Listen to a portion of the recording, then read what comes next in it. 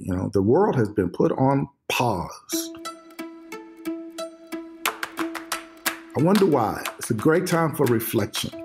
It's a great time for to recommit to the core principles of the gospel. Welcome in, everyone, to the Louisiana Now podcast. I am your host, Todd Rossnagel.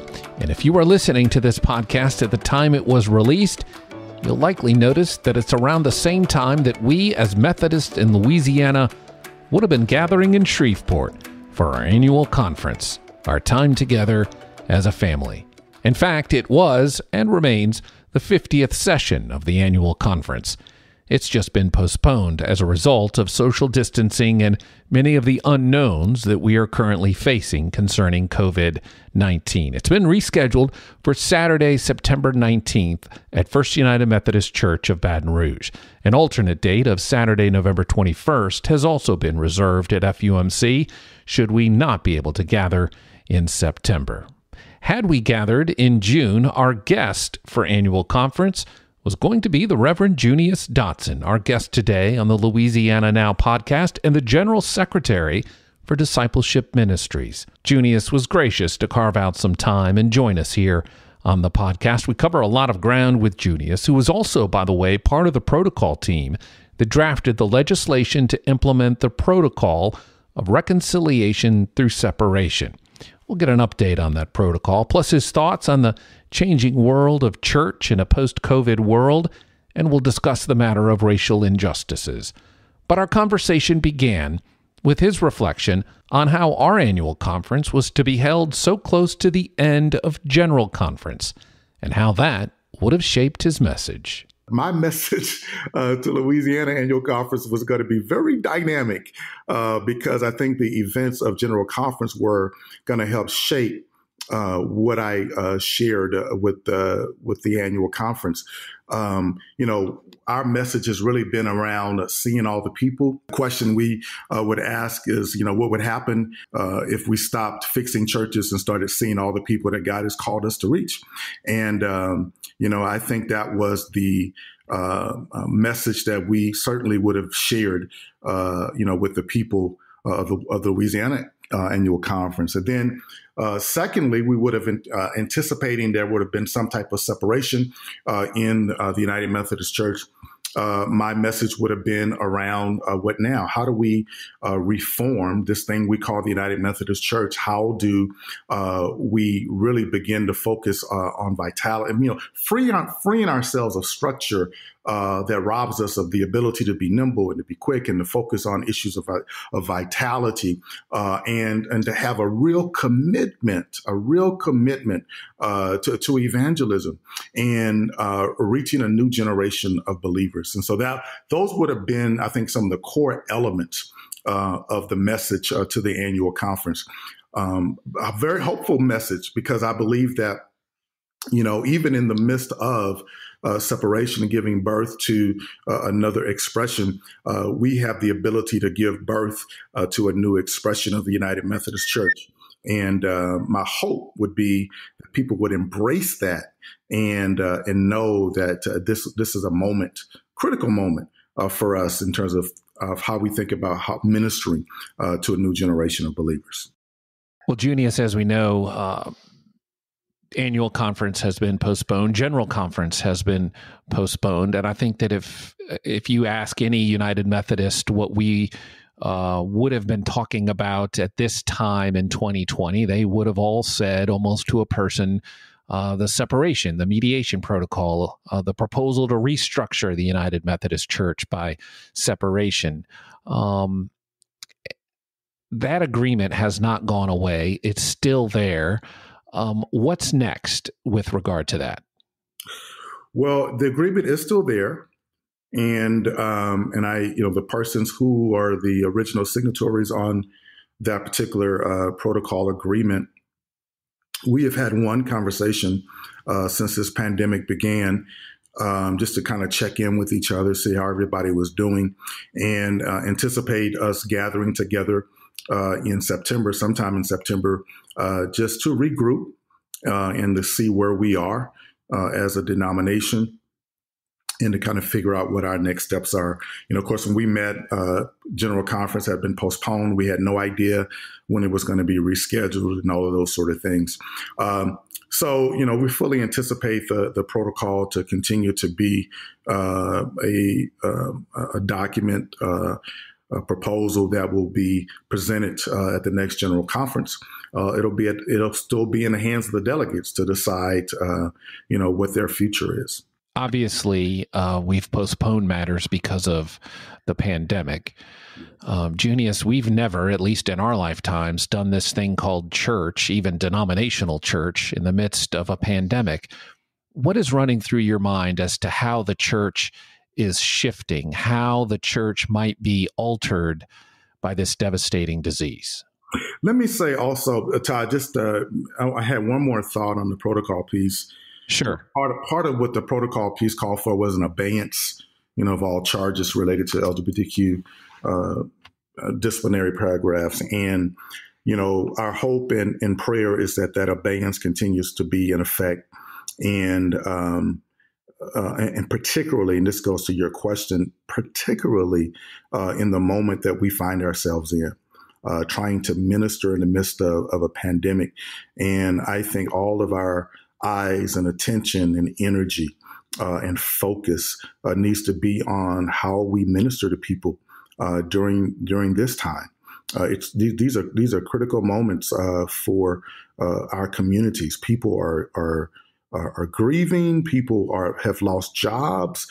People are going to be in real need for the ministries of the church, and we owe it to our sense of mission and our sense to the gospel to give our full attention to ministering in this time. Junius, you mentioned that this is a critical time. The more I scan social media, the more I monitor comments on social media, the divisions in society are increasing by the day, it seems. I never in my wildest dreams would have thought we would be divided over wearing a mask to protect one another, but here we are, right? Junius, my question is, what should the Christian response be to division? Wow. I think we have a responsibility to be uniters. I think we have a responsibility to be, ambassadors for Christ. Part of that is helping people understand different experiences. Part of that is having a desire to move beyond politicizing every single issue. Unfortunately, that is what happens, but it doesn't have to be that way. Like we don't have to accede to that. And I think we have the ability to say, this is not a political issue. This is a human issue. This is an issue of humanity, and begin to speak differently and begin to help people think differently about these sort of things. So, use your platforms, use your spheres of influence, help change the conversation. And I, that's what my hope is. And we have an opportunity, I think, and a responsibility, as a church, in order to try to advance some sense of unity for the common good, in this country. And I think that's one of the unique things about Methodism and the Wesleyan movements. Like all of our ministries have always been directed towards the common good. We've lost that sense of what it means to work for the common good, regardless of your political affiliation. And this is a clarion call, I believe, for the church to return to that. The world has been put on pause. I wonder why. It's a great time for reflection. It's a great time to recommit to the core principles of the gospel. It's a great time to remember our call, to remember our why. It's a great time to recommit ourselves to ministries that can change lives, not just when we die and go to heaven, but right now here on earth, that we think about the gospel holistically. That God is concerned not only about our souls, but also our physical well-beings, our financial well-beings. And I think that's the clarion call to the church, particularly in these moments. Junius, what's happening in our country with race? I have to tell you, Todd, my heart is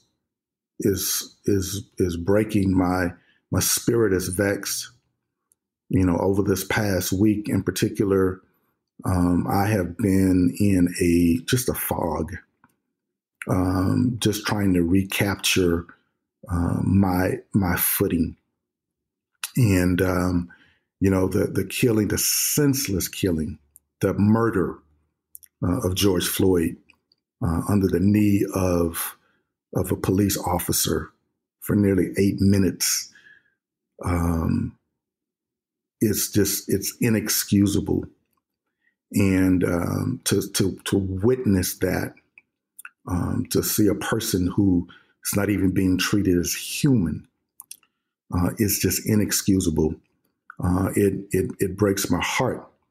And it also, however, highlights that we have a systemic issue with racism, and it's the responsibility of the church to confront the evil of racism, and the aftermath of the killing of George Floyd has unleashed anger, and it has unleashed hurt, loss, frustration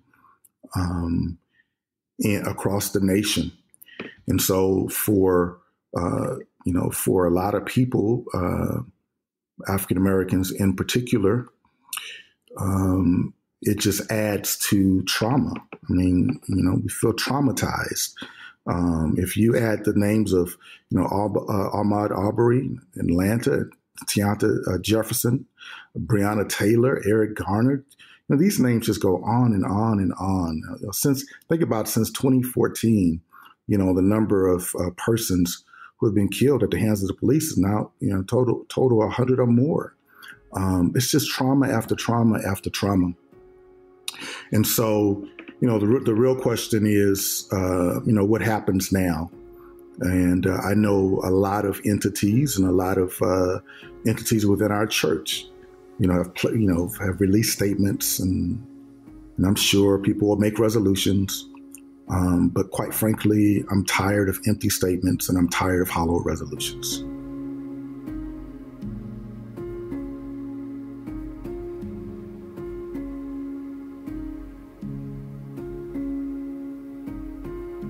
We're back with more and our guest, Junius Dotson, in just a moment. But first, a word from our sponsor, the United Methodist Foundation of Louisiana. Ever since the pandemic, many people are giving thought to their estate planning.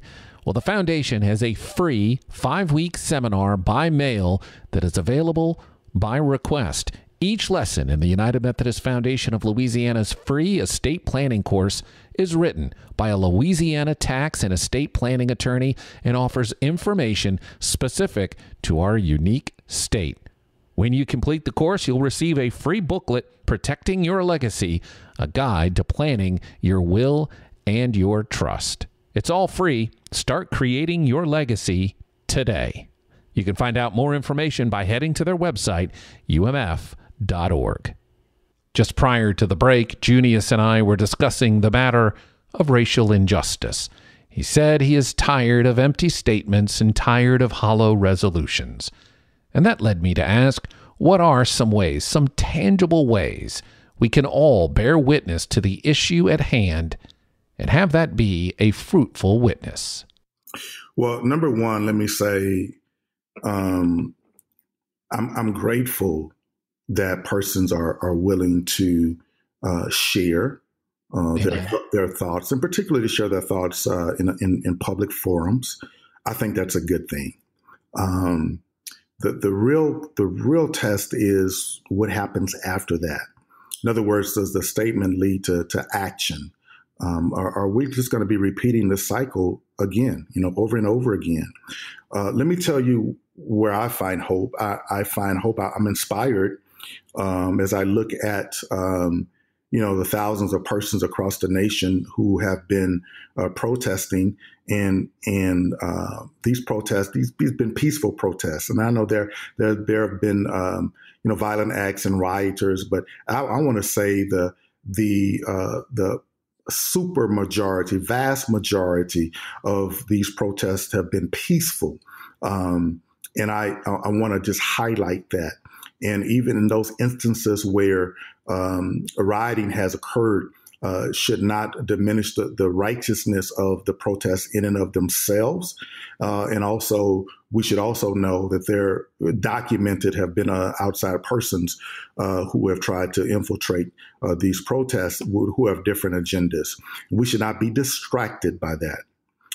It would be a shame for us to be distracted by that. Let's keep our eyes on what people are actually protesting. So I am, which is police brutality. And I'm grateful and inspired that these crowds have been, they've been diverse. They've been intergenerational, but young people have come out, multi-ethnic folk, and I'm inspired by that. And I think it's a testament to the progress that we have made in this country, and it's also an indicator that if we are really willing to do the work, that we can really advance our desire and our effort to eradicate racism. I would also hope that the senseless killing of George Floyd also would unleash not only simply protest, but also will unleash leadership, like leadership from individuals in churches across our connection. And leadership in the way that people can say, well, here are some things that that I can do to offer help. Number one, I think if Black people could solve the issue of racism, there would be no racism. That's true. Anglo's white people have to take initiative and really have some honest conversations about race. And have some honest conversations about the systemic things that perpetuate racism. And if we want to talk, find an organization that is actively a community-based organization in your community that's actively trying to address issues of race. Get involved, get connected, get your congregation involved, get connected, add your voice, and be educated on the systemic things that continue to perpetuate racism across our country. As you look, it's not helpful. When you look at police brutality is real. Okay, it's real. Now, it's not helpful to say, well, the vast majority of police officers are good. I would agree with that statement, but that does not eliminate the fact that they exist as part of a system that perpetuates violence on Black people in this country. And the disproportionate killing of African Americans at the hands of the police is unacceptable. And there are organizations, there are movements in every city, most cities across America, that are trying to deal with these issues, that want more transparency, as it relates to complaints against the police, who are calling for citizen review boards so that there can be independent investigations when there's officer-involved shootings, who want to have more transparency in personnel issues. I mean, all of these things that are happening, that the police will be training on de-escalation tactics. These are all things these are not unreasonable requests. But the problem is they're normally are demanded by people who are people of color, people who are experiencing the violence. But we need more voices, quite frankly, from white leaders in this country to be added to those demands so that we can really make some real change in the systems that perpetuate racism in this country. Thank you, Junius, for those thoughts. Our final moments here, if you could give us a final word as we say goodbye. I have thought about a lot, the church and the role of the church and where God is calling us to. And I want to say I was on a call a couple of days ago, Todd, and I shared that I'm a proud United Methodist. I'm a proud United Methodist because I believe in our desire to really, truly transform this world. I believe in our capacity to do so. And I believe that our church is going to rise in this moment. I really, really do. And my call, my invitation is for everybody to do something. Dr. King said that every person of humane convictions must decide on the protest that best suits their convictions. But we must all protest. We must all protest. We can no longer, as a society, give our consent to the killing of Black people at the hands of the police in this country. That's no longer acceptable. We're all created in the image of God. And we all deserve to be treated with respect and dignity. And I believe this is a clarion call for the people called United Methodist. But as our church has always risen to crises in the past, I believe our church is going to rise in this moment as well.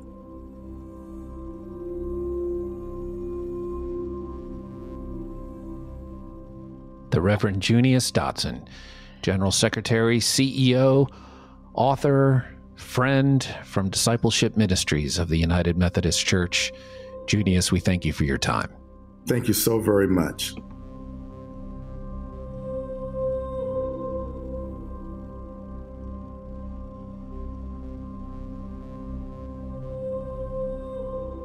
Junius Dotson, General Secretary for Discipleship Ministries, which exists to ensure every congregation has an intentional discipleship system, engages with people currently outside the church, and cultivates local contextual resources around the globe.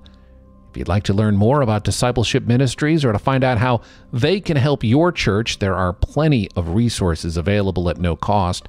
We would encourage you to visit umcdiscipleship.org.